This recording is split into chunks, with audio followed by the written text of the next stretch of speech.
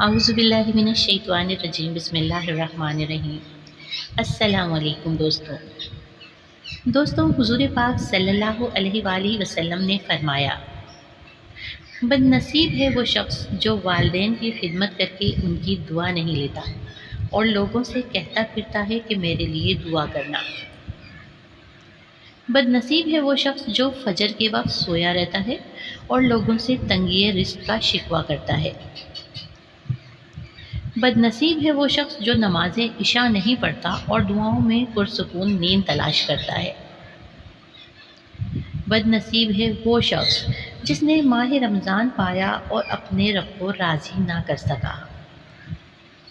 اور آپ صلی اللہ علیہ وآلہ وسلم نے یہ بھی فرمایا، جس نے میری ایک حدیث سنی اور دوسروں تک پہنچائی، قیامت کے روز اس کے لیے میری شفاعت واجب ہوگی۔ سبحان اللہ۔